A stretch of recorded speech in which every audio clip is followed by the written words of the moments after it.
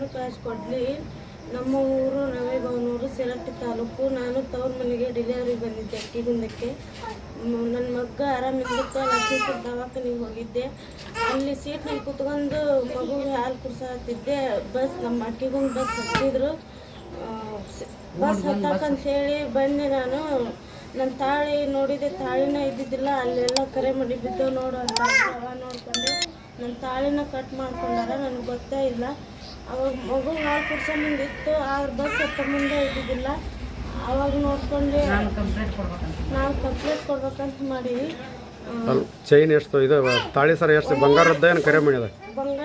ಬಂಗಾರದ್ದು ಒಂದು ತೊಲಿ ಇತ್ತು. ನನ್ನ ತಾಳಿ ಕಟ್ ಮಾಡ್ಕೊಂಡು ಹೋಗಾರ. ಅಲ್ಲಿ ಬಸ್ ಹತ್ತಬೇಕಾರೆ ಕಟ್ ಮಾಡ್ಕೊಂಡ್ರೆ ಏನು ಅಲ್ಲಿ ಬಸ್ ಸ್ಟ್ಯಾಂಡ್ ಕುರ್ಚಿ ಮೇಲೆ ಕುಂತ ಕಟ್ ಮಾಡ್ಕೊಂಡ್ರೆ? ಕುರ್ಚಿ ಮೇಲೆ ಕುಂತ ಮಾಡ್ಕೊಂಡಿಲ್ಲ. ಮಗುಗೆ ಹಾಲು ಕುಡ್ಸೋ ಮುಂದೆ ಇತ್ತು, ಬಸ್ ಹತ್ತ ಮುಂದೆ ಕಟ್ ಮಾಡ್ಕೊಂಡ್ರೆ. ಅಲ್ಲಿ ಯಾರು ದುಡ್ಡಾಡೋದು ಗದ್ಲಿತ್ತು ಬಸ್? ಗದ್ಲಿತ್ತು.